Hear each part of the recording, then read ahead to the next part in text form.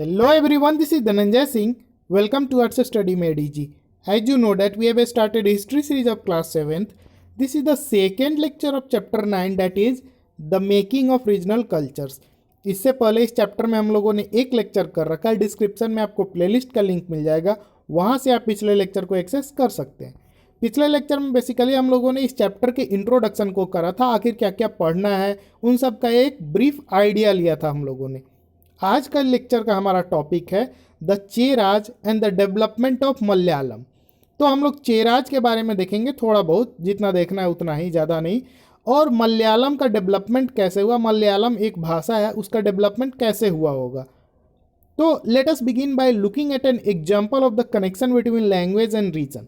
तो ये जो डेवलपमेंट हुआ तो कैसे हुआ होगा, उसके लिए हम लोग एक एग्जांपल को देखेंगे कि किसी लैंग्वेज का किसी रीजन से क्या कनेक्शन है। हालांकि पिछले लेक्चर में हम लोग देखे थे महाराष्ट्र से मराठी, बंगाल से बंगाली वगैरह, वैसे ही एक एग्जांपल जो आपके बुक में है उसको हम लोग देखेंगे। तो जो चेरा किंगडम था कहाँ का, महोदयापुरम का, उसको 9th सेंचुरी में इस्टेब्लिश किया गया था। कहाँ पे, तो इंडिया के south western part of the peninsula, India का जो पेनिनसुला है वहाँ के साउथ वेस्टर्न पार्ट में, जो कि अभी प्रेजेंट डे केरला में है। तो इंडियन पेनिनसुला यानी कि वो जो नीचे वाला इंडिया का पोर्शन है ये वाला, इसका साउथ वेस्टर्न पार्ट यानी कि साउथ और वेस्ट यानी कि इधर वाला जो पोर्शन है ना, और यहाँ पे है केरला, तो इसी रीजन में ये जो है डेवलप हुआ था। It is likely that Malayalam was spoken in this area. तो ऐसा अनुमान लगाया जाता है, ऐसा माना जाता है कि मलयालम जो है उसी एरिया में बोला जाता होगा। The rulers introduce the Malayalam language and script in their inscription. तो यहाँ के जो रूलर्स थे, जो चेर किंगडम के जो रूलर्स थे 9th सेंचुरी में, उन्होंने मलयालम लैंग्वेज को अपने स्क्रिप्ट में, मलयालम लैंग्वेज सॉरी, और उसका स्क्रिप्ट, मलयालम लैंग्वेज का जो स्क्रिप्ट होता है, जैसे इंग्लिश का स्क्रिप्ट क्या होता है, रोमन, तो वैसे ही मलयालम लैंग्वेज और उसके स्क्रिप्ट को अपने इंस्क्रिप्शन में इंट्रोड्यूस करा था उन्होंने, वहाँ के रूलरों ने। यानी कि उन्होंने जो खुदाई वगैरह करवा करके अपने राज में जहाँ कहीं भी कुछ लिखवाते थे, तो मलयालम भाषा में इन्होंने लिखवाया उसको। इनफैक्ट ऐसा माना जाता है वस्तुतः कि this is one of the earliest example of the use of a regional language in official records in the sub continent. यानी कि भारतीय सब कॉन्टिनेंट में किसी रीजनल लैंग्वेज का एक ऑफिशियल रिकॉर्ड का ये सबसे पुराने जो रिकॉर्ड्स है उसमें से एक ये भी है। चेर किंगडम का जो मलयालम में लिखा गया इंस्क्रिप्शन सब है, उसका एक पिक्चर भी है हमारे पास, आप देख सकते हैं इसको। ये केरला के इंस्क्रिप्शन है और इसको मलयालम भाषा में ही कंपोज किया गया है, मतलब इंस्क्रिप्ट किया गया है, लिखा गया है। एट द सेम टाइम उसी समय हम लोग ये भी देखते हैं, यानी कि 9th सेंचुरी के आसपास का ही बात हो रहा है, द चेराज ऑल्सो ड्रीव अपॉन सांस्कृतिक ट्रेडिशन। यानी कि चेराज मलयालम भाषा को तो सपोर्ट कर ही रहे थे, उसमें इंस्क्रिप्शन तो लिखवा ही रहे थे, इसके अलावा उनका ध्यान जो है सांस्कृतिक ट्रेडिशन पे भी गया। संस्कृत से रिलेटेड जो भी चीज़ें थी, परंपरा थी, उस पर भी उनका ध्यान केंद्रित हुआ।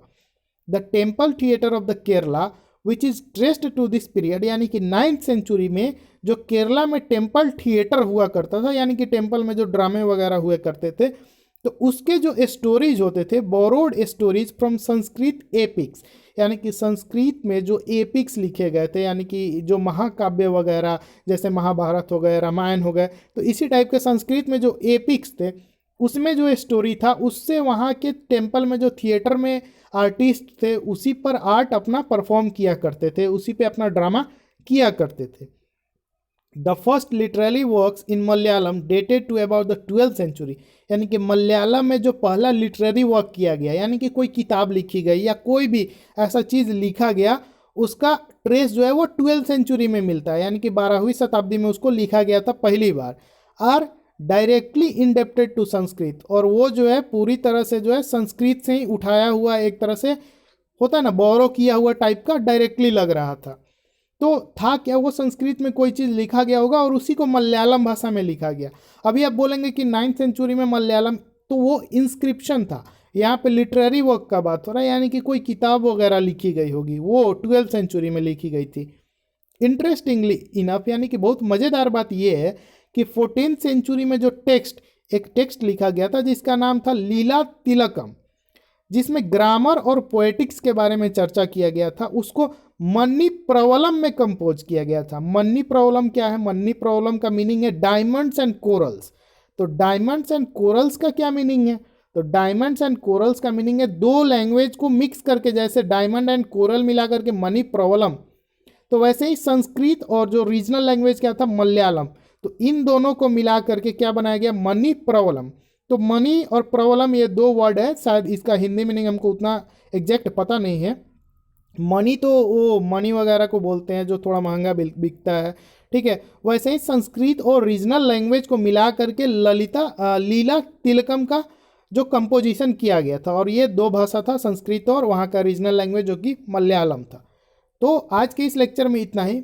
अगर आपको लेक्चर अच्छा लगा होगा तो लेक्चर को लाइक कर दीजिएगा, चैनल पे नया है तो सब्सक्राइब कर लीजिएगा। मिलते हैं जल्दी ही नेक्स्ट लेक्चर में। Thank you so much for watching, stay tuned with us.